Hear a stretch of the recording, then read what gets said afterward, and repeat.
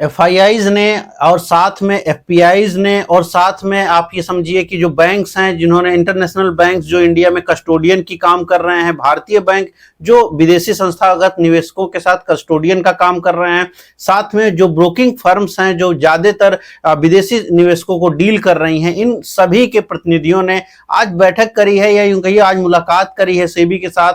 और उन्होंने ये कहा है कि उनको एफआईआईज को, पीआईआईज को जो भारतीय बाजारों में काम कर रहे हैं, उनको निश्चित रूप से उन्हें जो है एसटीटी में कमी करने की उम्मीद है, या यूं कह सकते हैं कि उन्होंने एसटीटी में कमी की उम्मीद कही है या उसके लिए उन्होंने मांग करी है। तो इसका पूरा का पूरा असर क्या होगा, क्यों ऐसा क्यों हो रहा है, इस सारी चीजों की चर्चा हम इस वीडियो में करेंगे। क्या ये जो एफआईआईज की तरफ से मांग उठाई गई है, क्या इसका लाभ भारतीय लोगों को भी मिलेगा, हर एक पहलू में रखूंगा। लेकिन अगर आप चैनल पे पहली बार हैं तो सब्सक्राइब जरूर कीजिएगा। नमस्कार, मेरा नाम है अतुल वर्मा। जैसे मैंने कहा कि ये एक बहुत बड़ी खबर है, जिसमें ये बात समझिएगा कि कई सारे लोग, ये पूरी खबर अगर आप देखेंगे तो ये आपको पूरी के पूरी आराम से मिल जाएगा। एंजल वन पे उपलब्ध ने डाला है, मनी कंट्रोल का है, ईटी नाउ का है, सभी ने इसको डिटेल में रखा है। यहाँ पर कई सारी चीजें बताई गई हैं, मैं उसको एक एक करके आपके सामने बताऊंगा। जैसे मैंने कहा कि ये मांग किसने करी है, तो ये मांग कई सारे प्रमुख लोगों ने करी है। और इस मांग में आप सिर्फ ये ना कहें कि ये सिर्फ एफआईआईज की तरफ से मांग है, बल्कि एफआईआईज ने तो मांग करी है, लेकिन साथ में एफपीआईआईज, जो एफपीआई और एफआईआई का बेसिक अंतर आपको मालूम होगा, जो एक सिर्फ शेयर बाजार में आता है और एक जो है अब बाकी का जो देश दुनिया है, यानी भारत में ही, लेकिन ऐसी कंपनियां जो लिस्टेड नहीं है, यानी नॉन लिस्टेड कंपनियों में भी एफपीआईज का पैसा जाता है। तो ये बड़ा भूमिका अदा करते हैं, ये उसमें रहे हैं। साथ में जैसे मैंने कहा कि काफी इंटरनेशनल बैंक्स के कस्टोडियंस हैं, क्योंकि इनके जो अकाउंट्स होते हैं वो विदेशी बैंकों के साथ भारत में पैसा आता है, तो वो जो कस्टोडियन बैंक्स हैं उन्होंने कहा है कि, और ये महत्वपूर्ण चीज है क्योंकि कस्टोडियन बैंक्स ज्यादातर इस तरह की चीजों में इन्वॉल्व नहीं होते, लेकिन कस्टोडियन बैंक्स का इन्वॉल्वमेंट और साथ में जो बातें कही गई हैं उसमें कहा यह गया है कि अगर आप जो है एसटीटीज को नहीं घटाएंगे या एसटीटी को नहीं, ये एफआईआईज या एफपीआईज के ऊपर जो एसटीटी है ये अगर आप नहीं कम करेंगे, तो बैंकों ने ये कहा है, बेसिकली जो इंटरनेशनल कस्टोडियन बैंक्स हैं उन्होंने ये कहा है कि ये जो पैसा है ये एफआईआईज जो है विदेश लेके चले जाएंगे, यानी इंडिया से ज्यादा वो विदेश में निवेश करने के बारे में सोचेंगे। यद्यपि अभी भी वो पैसा विदेश जा रहा है, लेकिन अब चूंकि आपको ये पता होगा कि बॉन्ड मार्केट को लेकर के, भारतीय बाजारों में बॉन्ड को लेकर के पिछले कुछ दिनों पहले, करीब 1.5 महीना 2 महीना पहले, बॉन्ड को लेकर के जब जो रुपया में बहुत बड़ी कमजोरी हो रही थी, तो सरकार ने वहां पर एसटीटी में कमी जरूर करी थी। वो एसटीटी की कमी के नाते बॉन्ड मार्केट में पैसा भी आया और भारत का जो रुपया जो भारी तौर पर गिर रहा था उसमें थोड़ी सपोर्ट भी आया, वो गिरना थोड़ा कम भी हुआ था। यद्यपि वापस से वो लोज के आसपास में ही है, लेकिन फिर भी जो गति थी उसको जरूर एक बार को थोड़ा सा रोक पाए। बॉन्ड मार्केट में पैसा भी आया और उस बॉन्ड मार्केट के पैसे के नाते जो हमारा शेयर बाजार है वो भी थोड़ा सा संभला। अगर आप समझें तो मार्च में ठीक है, मार्च में जो बड़ी गिरावट हुई थी वो गिरावट हुई थी क्योंकि अमेरिका ने कहीं ना कहीं अटैक कर दिया था यूएसए ने, और ये जो यूएसए का अटैक था ईरान के ऊपर, उसके बाद मार्च में आपने गिरावट देखी थी। लेकिन इसी साल मार्च के बाद यानी मई और जून में जो मार्केट में थोड़ा सा कंसोलिडेशन हुआ, जून में मार्केट में कहीं ना कहीं मार्केट रिकवर करी और जुलाई के जुलाई का जो पूरा महीना रहा उसमें मार्केट रिकवर करी है। और उसमें आपको पता होगा जुलाई के महीने में ऐतिहासिक रूप से एफआईआईज के जो फंड फ्लो हैं भारत से निकलने वाले उनमें कमी हुई है। करीब जनवरी 2025 के बाद, मैंने इस पे आपको दिखाया भी था, जनवरी 2025 के बाद पहली बार ऐसा है कि जो नंबर है एफआईआईज की सेलिंग का इंडियन स्टॉक मार्केट में वो -5,000 करोड़ के आसपास आया, नहीं तो वो कई हजार करोड़ में जा रहा था, पहली बार 5,000 करोड़ में आया, यानी 5,000 करोड़ काफी कम अमाउंट है, तो वहां पे घटा। उसके पीछे 2 कारण था, क्योंकि बॉन्ड मार्केट से पैसा इंडिया में आया भी था। तो ये इसलिए इंपॉर्टेंट पॉइंट है क्योंकि पहले ऑलरेडी सरकार ने बॉन्ड मार्केट को लेकर के कमी एसटीटी में करा भी है, एसटीटी में कमी जो है वो करा है एफपीआईज को लेकर के। अब यही एफपीआईज चाहते हैं कि ये जो है स्टॉक मार्केट में भी कमी की जाए एसटीटी को लेकर के। अब इसमें मैंने जैसे कहा कि जो कस्टोडियन बैंक्स हैं वो ज्यादा चाह रहे हैं, क्योंकि उन्होंने कहा है कि पैसा आपके देश से विदेश जाने की खतरा जो है ज्यादा बढ़ चुका है। साथ में जो कैपिटल गेन टैक्स लगाया जाता है उसको लेकर के इन दोनों की वजहों से अब इसमें देखिए मैंने कहा कस्टोडियन बैंक वाले हैं, एफआईआईज हैं, एफपीआईज हैं और भारतीय ब्रोकर्स भी हैं। तो यहां पे ये बात कही गई है कि कई सारे लोगों ने मिलकर के बात कही है कि एसटीटी के बढ़ जाने के नाते जो भारत में टोटल है, एक चीज क्या हो सकती है, तो कई सारी जो बातें कही गई हैं अगर उसको हम समअप करें तो पहला तो भारत से जो पैसे हैं ये जो निकल रहे हैं इसकी दर और बढ़ सकती है, एक डर है कि जो पैसा है वो और निकल सकता है। दूसरी चीज ये कही गई है कि चूंकि पैसा विदेश जा सकता है तो जो टोटल आपके यहाँ वॉल्यूम है उसमें भारी कमी हो सकती है, और ये कमी देखने को मिल भी रही है। वॉल्यूम हमारे यहाँ काफी घटे हैं, चूंकि वॉल्यूम अगर कम हो जाएंगे तो जाहिर सी बात है जो इंडियन ब्रोकर्स हैं या विदेशी ब्रोकर्स हैं उनका जो भी वो भारत में काम कर रहे हैं, जो उनका टोटल मार्जिन है उसमें कमी आएगी, जो उनकी प्रॉफिटेबिलिटी है उसमें कमी आएगी। यानी जो ब्रोकर्स हैं उनके ऊपर भी भारी दबाव पड़ेगा कि वो अपना बिजनेस आगे कैसे सरवाइव करेंगे या बिजनेस को कैसे आगे बढ़ाएंगे, तो वो भी उनके सामने प्रॉब्लम है। और ये सारी प्रॉब्लम की जो जड़ है वो एसटीटी है। एसटीटी चूंकि भारी रूप से बढ़ाया गया, साथ में अगर आप समझिए कि एसटीटी तकरीबन कितना बढ़ा, तो अगर मैं आपको डेट के हिसाब से एसटीटी के बढ़ोतरी के बारे में बताऊं। अच्छा एक चीज और है, क्या ये इंडियन रिटेलर को मिलेगा इसका लाभ? तो अभी चूंकि रिटेल पब्लिक प्रॉप या फिर आप ये कहिए कि जो भारतीय निवेशक हैं उनका शिष्टमंडल नहीं मिला है। हमारा शिष्टमंडल यानी जो रिटेल पब्लिक है, रिटेल पब्लिक का तो कोई शिष्टमंडल ही नहीं है वैसे के लिए, हमारे तरफ से जो लोग जाते हैं वो वही हैं जो ब्रोकर्स हैं, तो ब्रोकरों का शिष्टमंडल नहीं मिला है। साथ में जो भारत के बड़े निवेशक हैं उनकी तरफ से शिष्टमंडल नहीं गया, लेकिन जाहिर सी बात है आने वाले वक्त में वो भी जाएंगे। लेकिन इसका लाभ क्या भारतीयों को मिलेगा या केवल एफपीआईज को मिलेगा? अगर मिलेगा तो क्या इनको मिलेगा? पहला बात तो यही है, अगर मिलेगा तो क्या सिर्फ इन्हीं को मिलेगा और हम यानी आम लोग रह जाएंगे? ये भी अभी तक क्लियर नहीं है। लेकिन एसटीटी जो बढ़ी थी, ऐसा तो नहीं है एसटीटी सिर्फ एक आदमी के ऊपर बढ़ी थी, एसटीटी तो सभी के ऊपर बढ़ी, चाहे उसमें एफपीआई हो और चाहे उसमें जो है रिटेल पब्लिक हो यानी हम सब हो या फिर कोई और इंस्टीट्यूट हो, सबके ऊपर बढ़ी। अगर हम एसटीटी की बात करें 2020 से ही अगर हम बात करें एसटीटी में, तो 2020 के बाद का भी नंबर अगर आप देखेंगे तो एसटीटी में सितंबर 2020 को से पहले एसटीटी जो है वो काफी कम था। यहाँ पे कई सारे लोगों को कंफ्यूजन होता है, 0.5 था ये ऑप्शंस के ऊपर, और फ्यूचर के ऊपर जो है ये एसटीटी आपका था 0.01, ये 0.01 था, 0.01 और 0.05 था। इसके बाद इसको बढ़ा करके अक्टूबर में यानी 2024 में इसको बढ़ा करके किया गया था 0.10 किया गया था ऑप्शंस में, और फ्यूचर में बढ़ा करके किया गया था इसको 0.02।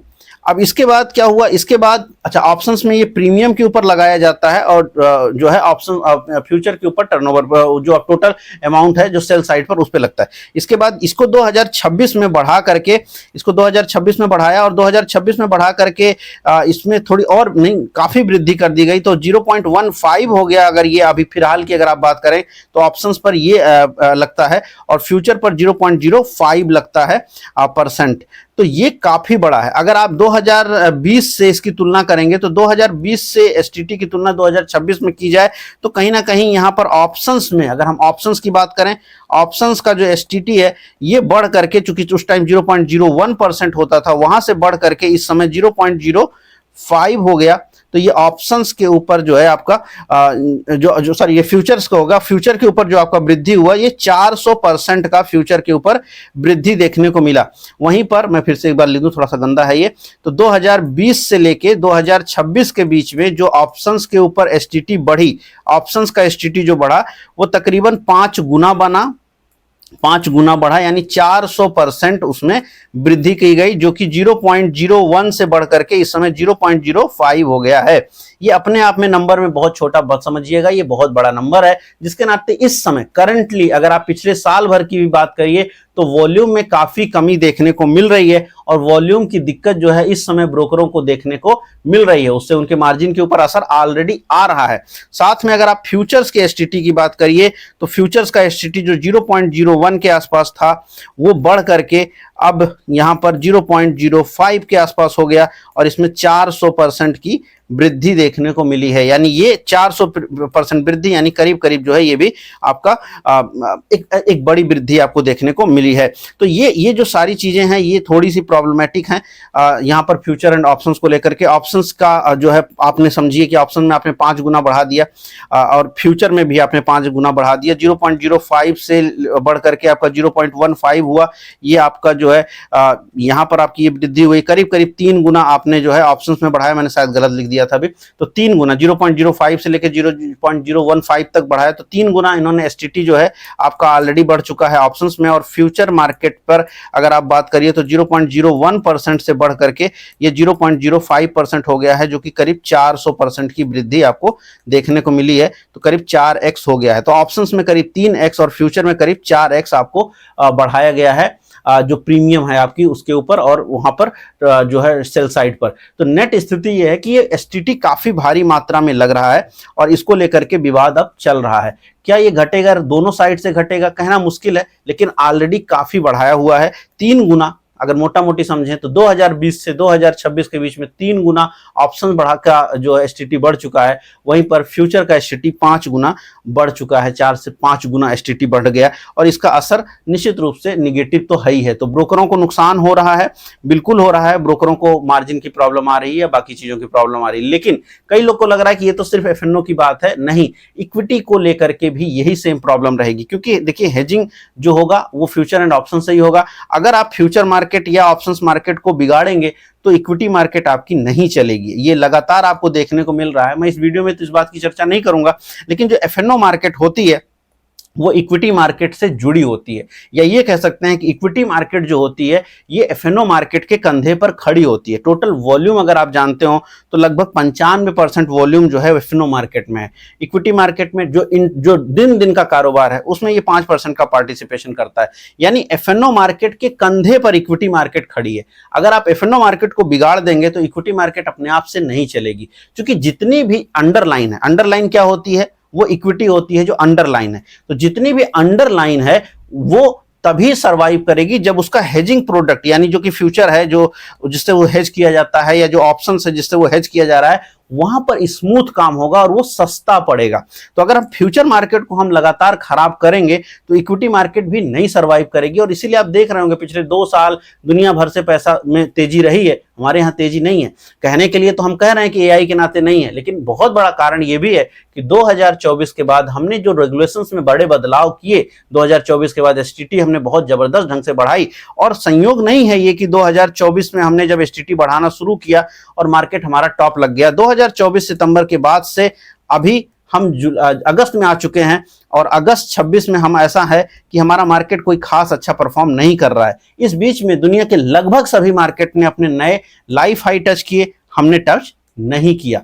तो ये क्यों हो रहा है? क्योंकि हमने कहीं ना कहीं टैक्स के फ्रंट पर दिक्कतें पैदा करी, ज्यादा दिक्कतें हमने एफएनओ के फ्रंट पर पैदा करी। जैसे मैंने कहा, एफएनओ चूंकि बहुत बड़ी मार्केट है, टोटल टर्नओवर बहुत ज्यादा है, इसी के कंधे पर इक्विटी मार्केट आपकी खड़ी है। तो अगर इक्विटी मार्केट को आपको संभालना है तो एफएनओ मार्केट को आपको पूरी तरह से संभालना पड़ेगा। हमने एफएनओ मार्केट्स के वॉल्यूम को बहुत ज्यादा घटाने की कोशिश करी है और उसका असर है कि इक्विटी मार्केट भी अब कहीं नहीं जाती है, ये भी बिल्कुल कंसोलिडेट कर रही है। तो चाहे आप म्यूचुअल फंड लें, चाहे आप निवेश करें, चाहे आप जो भी करें, आपको अगर बाजार में रहना है, अगर बाजार से पैसा कमाना है, तो जो भी बाकी प्रोडक्ट्स हैं, भले ही उसके आप काम ना करते हो, चाहे वो फ्यूचर है, ऑप्शन है, वो सारे उनके भी स्मूथ ट्रेडिंग होनी चाहिए, उसी के दम पे चलेगा। क्योंकि ये मैं किसी और दिन बहुत डिटेल में चर्चा करूंगा, क्योंकि इसके बहुत सारे अलग अलग फ्रंट्स हैं, इक्विटी मार्केट और एफएनओ मार्केट के आपस में इंटरसेक्शन को आपस में जोड़ करके देखने वाली चीजें बहुत सारी हैं, उसकी मैं किसी दिन डिटेल चर्चा करूंगा। क्योंकि बाकी लोगों को, बहुत सारे लोगों को लगता है कि इक्विटी मार्केट तभी अच्छा करेगी जब